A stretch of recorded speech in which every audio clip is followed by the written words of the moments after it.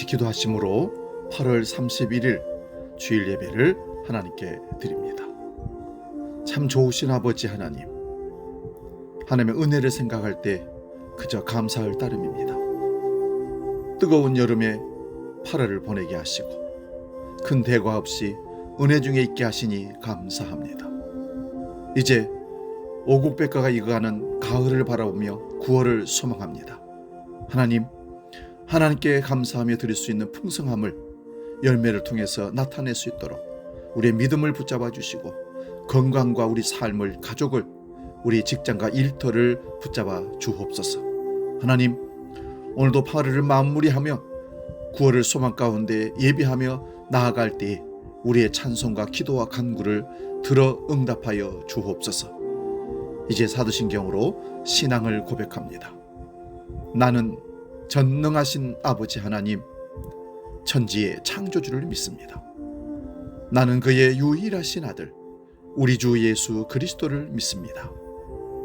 그는 성령으로 잉태되어 동정녀 마리아에게서 나시고 본디오 빌라도에게 고난을 받아 십자가에 못 박혀 죽으시고 장사된 지 사흘 만에 죽은 자 가운데서 다시 살아나셨으며 하늘에 오르시어 전능하신 아버지 하나님 우편에 앉아 계시다가 거기로부터 살아있는 자와 죽은 자를 심판하러 오십니다. 나는 성령을 믿으며 거룩한 공교회와 성도의 교제와 죄를 용서받는 것과 몸의 부활과 영생을 믿습니다. 아멘.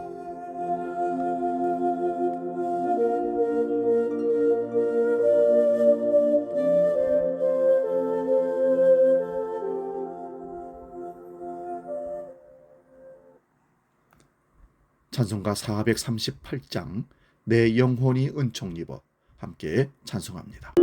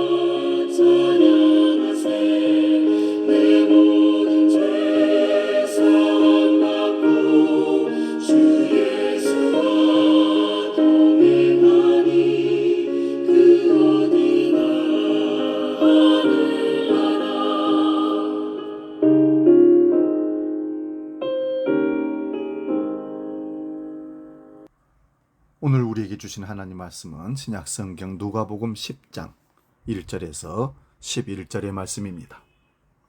신약성경 109면에 있습니다. 누가복음 10장 1절에서 11절 봉독할 때 살아계신 주님의 음성을 들을 수 있기 바랍니다. 지금 봉독합니다. 그 후에 주께서 따로 70인을 세우사 친히 가시려는 각 동네와 각 지역으로 둘씩 앞서 보내시며 이르시되 추수할 것은 많되 일꾼이 적으니 그러므로 추수하는 주인에게 청하여 추수할 일꾼들을 보내주소서 하라. 갈지어다 내가 너희를 보냄이 어린 양을 이리 가운데로 보냄과 같도다. 전대나 배낭이나 신발을 가지지 말며 길에서 아무에게도 문안하지 말며 어느 집에 들어가든지 먼저 말하되 이 집이 평안할지어다 하라. 만일 평안을 받을 사람이 거기 있으면 너희의 평안이 그에게 머무를 것이요 그렇지 않으면 너희에게로 돌아오리라. 그 집에 유하며 주는 것을 먹고 마시라. 일꾼이 그 삭슬 박는 것이 마땅하니라. 이 집에서 저 집으로 옮기지 말라. 어느 동네에 들어가든지 너희를 영접하거든 너희 앞에 차려놓는 것을 먹고 거기 있는 병자들을 고치고 또 말하기를 하나님의 나라가 너희에게 가까이 왔다 하라. 어느 동네에 들어가든지 너희를 영접하지 아니하거든 그 거리로 나와서 말하되 너희 동네에서 우리 발에 묻은 먼지도 너희에게 떨어버리노라. 그러나 하나님의 나라가 가까이 온 줄을 알라 하라. 아멘. 봉독한 말씀으로 임박한 하나님의 나라, 이런 제목으로 말씀의 은혜를 나눕니다. 임박하다는 말은 가까이 왔다는 의미입니다. 오늘 본문 9절을 봅니다. 거기 있는 병자들을 고치고 또 말하기를 하나님의 나라가 너희에게 가까이 왔다 하라. 그리고 마가복음 1장 15절도 봅니다. 이르시되 때가 찼고 하나님의 나라가 가까이 왔으니 회개하고 복음을 믿으라 하시더라. 여기 하나님의 나라가 가까이 왔다라는 의미는 예수님이 하나님의 나라라는 의미입니다. 예수님이 이 땅에 오실 때 하나님의 나라를 갖고 오셨습니다. 또한 개인적 종말이든 우주적인 종말이든 하나님의 나라가 가까이 왔다는 의미이기도 합니다. 하나님의 나라가 임박했다는 사실이 느슨해진다면 복음의 긴박성은 그 순간에 사라지고 맙니다. 오늘날 한국교회 강단은 하나님의 나라를 주제로 삼지 않는 경향이 많이 나타납니다. 우리는 지금 신압으로 하나님의 나라를 망각하는 중입니다. 그 대신 우리에게 부각되는 것은 교회 성장과 그리스도인의 종교적 욕망입니다. 하나님 나라를 망각하고 사는 것은 위기 중에 위기입니다.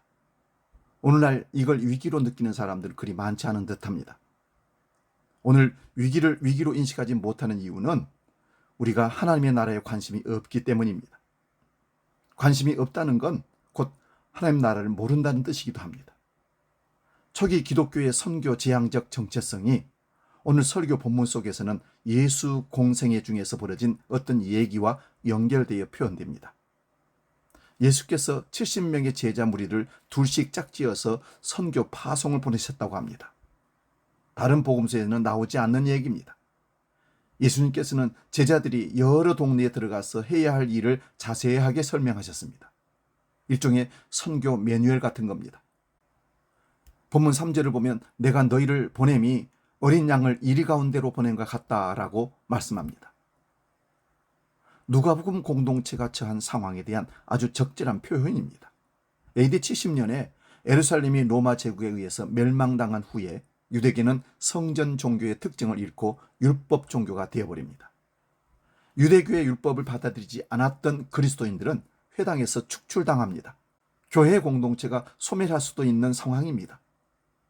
교회 지도자들은 불안했을 것입니다. 하나님 나라의 복음을 증거하러 가는 제자들을 어린 양이 이리떼 사이에서 생존을 구해야 하는 상황입니다. 그런데 본문은 더 심한 말을 합니다. 4절 5절입니다. 전대나 배낭이나 신발을 가지지 말며 길에서 아무에게도 문안하지 말며 어느 집에 들어가든지 먼저 말하되 이 집이 평안할지어다 하라. 낯선 지역에 가려면 만반의 준비가 필요합니다. 넉넉하게는 아니라고 하더라도 최소한으로 준비해야 합니다. 그런데 본문은 무전여행하듯이 빈손으로 가라고 합니다. 중세기 때 탁발 수도승들에게 볼 수 있는 태도입니다. 그들에게 그런 삶의 태도가 가능한 이유는 그들이 최소한의 생존 조건만으로 살아갈 수 있는 삶의 내공이 있었기 때문입니다. 일종의 빈손 영성이라고 할 수 있습니다. 그게 누구에게나 가능한 일은 아닙니다. 현대인은 일용할 양식만으로는 불안해서 견디지 못합니다. 아마 100년쯤 먹을 수 있는 양식이 있어도 불안해합니다. 소유가 늘어날수록 더욱 불안해지고 무한 경쟁 심리에 더 고착됩니다. 세상은 둘째치고 교회마저 이런 시대 정신에서 벗어나지 못한다는 사실을 인정해야 합니다. 만약 대한민국 교회가 전대나 배낭이나 신발을 가지지 말라는 저 말씀을 진지하게 받아들인다면 교회에서 벌어지는 많은 문제가 해결될 것이라고 생각합니다. 성경을 문자의 차원에서 받아들이는 한국 교회는 이런 빈손 영성에 관한 말씀만은 외면합니다. 저는 현대인들의 성정이 유독 삐뚤어져서 성장과 소유와 경쟁에 매달린다고 생각하지는 않습니다. 자신이 처한 실존을 외면한다는 것이 가장 큰 문제입니다. 앞에서 읽은 본문 3절에서 확인했듯이 당시 교회의 실존은 어린 양이 이리 가운데로 보냄과 같았습니다. 아차하면 이리에게 잡아먹힙니다. 파밀이 그림자처럼 따라다니는 상황에서 전대가 무슨 소용이 있으며 배낭과 신발이 무슨 필요가 있겠습니까? 따지고 보면 인간은 옛날이나 지금이나 늘 이리떼 가운데 둘러싸인 어린 양과 비슷한 실존에서 삽니다. 그게 실제로 무엇인지 일상에서 늘 경험되는 것이라서 길게 설명할 필요도 없습니다. 우리가 이 세상에서 생명을 유지하고 살아간다는 사실 자체가 아주 위태롭고 아슬아슬한 겁니다. 우리나라 같은 경우에는 공장에서 안전사고로 목숨을 잃는 노동자들도 많고 부모의 손에 목숨을 잃는 어린아이들도 있습니다. 내일 당장 무슨 일을 당할지 아무도 모릅니다. 이런 특별한 일이 아니라고 하더라도 우리는 결국 80년, 90년 살다가 죽습니다. 이런 운명은 이리떼에 둘러싸인 어린 양의 실존과 다를 게 없는 겁니다. 여기서 예외는 없습니다. 탁발 수도승들은 이런 사실을 매 순간 절감했기에 완전한 무소유의 삶을 견뎌낼 수 있었습니다. 그런 인생은 불쌍하고 인간이 상상할 수 있는 모든 즐거운 일을 평생 다 누린 인생은 행복하다고 사람들은 생각할지 모릅니다. 그런 생각이 정말 옳을까요? 70명의 제자들에게 가르치신 유랑선교 활동에 관한 설명이 이어집니다. 그들을 환영하는 동네에 들어가면 그들이 준 음식을 먹고 거기서 병자를 고치며 하나님의 나라가 너에게 가까이 왔다라고 선포해야만 했습니다. 제자들을 영접하지 않는 동네에서도 이렇게 말해야 합니다. 본문 11절입니다. 너희 동네에서 우리 발에 묻은 먼지도 너희에게 떨어버리노라. 그러나 하나님의 나라가 가까이 온 줄을 알라 하라. 제자들을 영접하는 동네나 영접하지 않는 동네를 가리지 않고 똑같이 전해야 할 핵심 메시지는 하나님의 나라가 가까이 왔다는 사실입니다. 당시 예수의 제자들만이 아니라 오늘 우리에게도 똑같이 주어진 선교 사명입니다. 그걸 느끼면서 살아가는 그리스도인도 있고 전혀 무감각한 그리스도인도 있습니다. 여기서 하나님 나라가 가까이 왔다는 이 메시지는 무슨 뜻일까요? 우선 낱말 뜻을 살펴봅시다.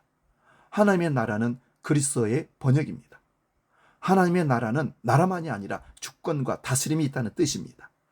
신약 성경 시대에는 로마 제국이 지중해 연안의 많은 지역을 다스렸던 때입니다. 로마 제국의 통치가 미치는 곳에서 사람들은 예외 없이 로마법을 따라야 합니다. 당시의 로마 시민권은 특권에 속했습니다. 요즘 미국 시민권이 그렇듯이 말입니다. 시민권이 있으면 그 지역에서 특권을 누릴 수 있습니다. 바울은 빌보 교인들에게 보내는 편지에서 그리스도인에게 하늘나라의 시민권이 있다고 썼습니다. 그렇다면 그리스도인은 어디서나 하늘나라 시민으로 대접받는 말이 되겠지요. 하늘나라의 시민권이 있는데도 그걸 모른다면 어리석은 일입니다. 빌보서 3장 20절에서 21절을 보겠습니다. 그러나 우리의 시민권은 하늘에 있는지라 거기로부터 구원하는 자 곧 주 예수 그리스도를 기다리노니 그는 만물을 자기에게 복종하게 하실 수 있는 자의 역사로 우리의 낮은 몸을 자기 영광의 몸의 형체와 같이 변하게 하시리라. 바울이 말하는 하늘의 시민권은 예수 그리스도와 직결됩니다. 로마 제국의 영역에서는 로마 제국이 지배하듯이 예수 그리스도의 나라에서는 예수 그리스도가 통치합니다. 예수 그리스도의 통치는 만물의 복종입니다. 만물의 복종은 곧 그의 능력이자 그의 영광입니다. 예수께서 세상과의 경쟁에서 승리한다는 게 아니라 예수께서 영광의 몸으로 변화하셨다는 뜻입니다. 여기서 영광의 몸은 곧 부활의 몸입니다. 바울은 부활하시어 영광의 몸을 입으신 예수 그리스도가 우리를 영광의 몸으로 변하게 한다고 믿었습니다. 이게 실제로 말이 될까요? 바쁘게 돌아가는 일상의 온갖 일들에 치여 살면서 우리가 예수 그리스도를 통해서 영광의 몸으로 변화되었다는 사실을 실감할 수 있을까요? 그래서 세상에서 영접받든지 못 받든지 상관하지 않고 하나님 나라가 가까이 왔다는 사실에 온전히 기대서 살아갈 수 있을까요? 영광은 하나님께만 가능한 생명 충만을 가리킵니다. 하나님만 생명 충만이란 존재라서 하나님만 영광을 받습니다. 하나님을 믿는 사람은 그 영광의 빛에 휩싸여 사는 것입니다. 이 땅에서 우리 스스로는 생명 충만하게 살지 못합니다. 그걸 바울은 낮은 몸이라고 표현하고 있습니다. 생명 충만은 다른 말로 성령 충만입니다. 성령이 곧 생명의 영이니까요. 지금 우리는 여전히 성령으로 충만하게 살지 못합니다. 온갖 걱정을 머리에 이고 삽니다. 그게 지나쳐서 심리적인 우울증에 떨어지기도 합니다. 성령이 아니라 오히려 악령에 사로잡히는 겁니다. 생명 충만, 성령 충만은 비유적으로 어린아이들의 놀이와 비슷합니다. 놀이에 빠진 아이들은 놀이에만 정신을 팝니다. 놀이의 영이 아이들을 완전히 지배하는 겁니다.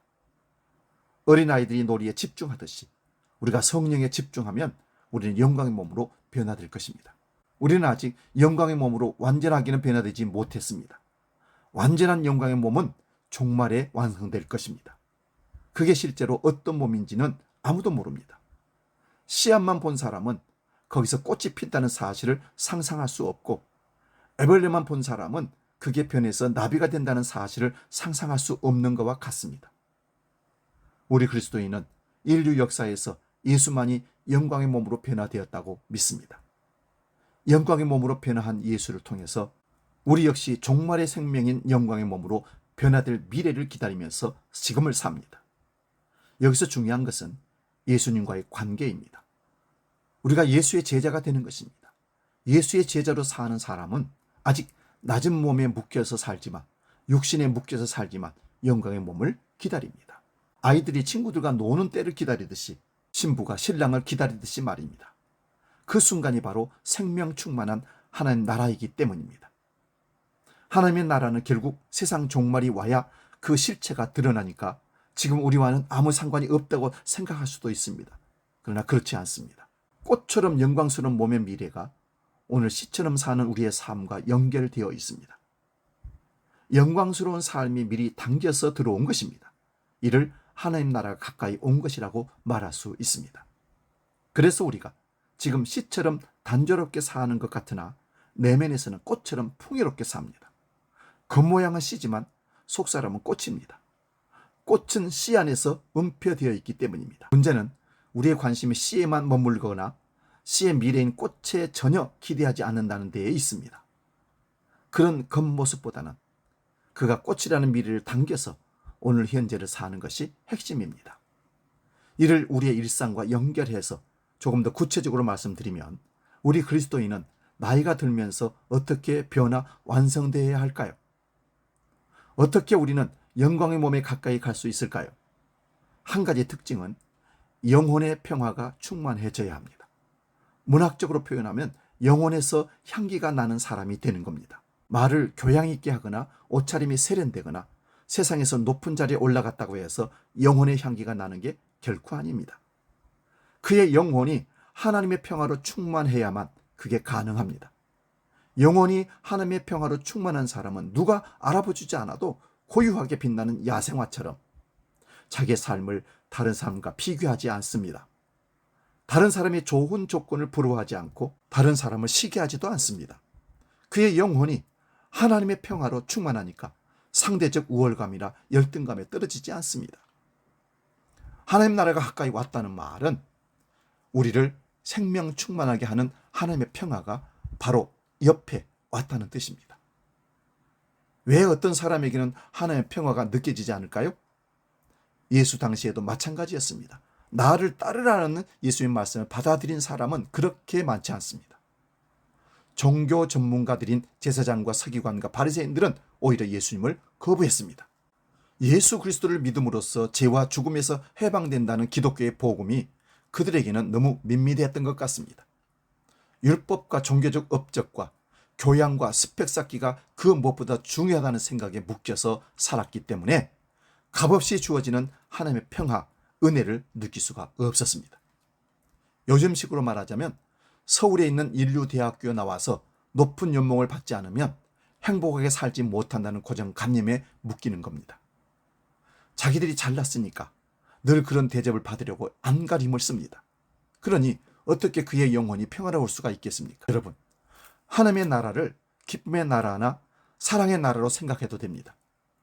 예수 그리스도는 하나님의 아들이고 우리의 주님이라는 믿음의 세계가 깊어지고 넓어지는 것이 곧 하나님 나라가 가까이 왔다는 메시지에 충실한 삶이라고 말씀드립니다. 우리는 예수님이 가르쳐주신 기도를 잘 압니다. 사실 주기도는 하나님의 나라를 기다리며 드리는 기도이기도 합니다. 하늘에 계신 아버지께 나라가 임하시기를 기도하라 합니다. 그 주님의 기도가 하늘에서와 같이 이 땅에도 이루어지기를 간구합니다. 그런데 그 간구는 이루어졌습니다. 예수님이 이 세상에 오셨기 때문입니다. 이 모습을 지켜본 세례 요한은 마태복음 4장 17절에서 회개하라 천국이 가까이 왔느니라 외쳤습니다. 그 하나님의 나라가 예수님을 두고 한 말입니다. 여러분, 똑똑하다고 자부하는 사람일수록 세상에서 조금도 손해를 보지 않으려고, 조금이라도 무시당하지 않으려고 끊임없이 의심합니다. 우리가 사는 세상 전체에, 특히 21세기의 대한민국에 불신이 충만합니다. 이런 세상에 살다 보니 하나님 나라가 임박했다는 메시지가 공허하게 들리는 겁니다. 이건 불행한 일입니다. 여러분의 일상에 은폐된 하나님의 나라를, 즉 은혜와 사랑과 믿음의 능력으로 보물찾기를 하듯이 찾아보시기를 바랍니다.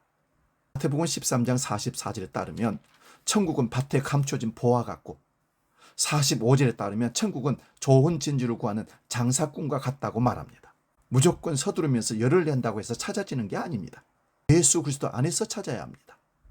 여러분이 실제로 예수 그리스도에게 가까이 간다면 하나님 나라와 그 능력이 빛으로 우리에게 경험될 줄로 믿습니다. 이 시간 찬송가 177장 오랫동안 고대하던 찬송하고 기도하고 마치겠습니다.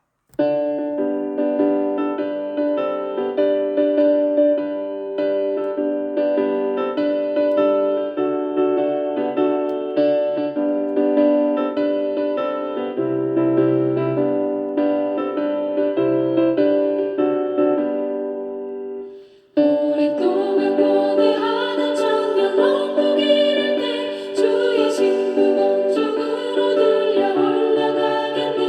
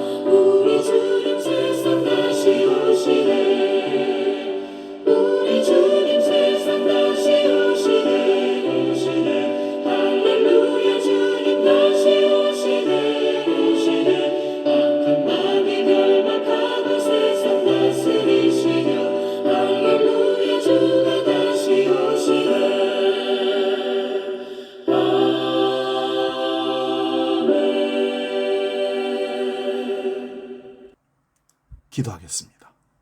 항상 깨어서 기도하라. 주님 다시 오신다고 약속하심을 우리는 믿습니다. 하나님 아버지, 이 땅에서 주를 믿어 구원의 확신을 갖고 천국을 살다가 저 완성된 영원한 천국에 이르는 복을 누리도록 우리의 믿음을 세워 주옵소서.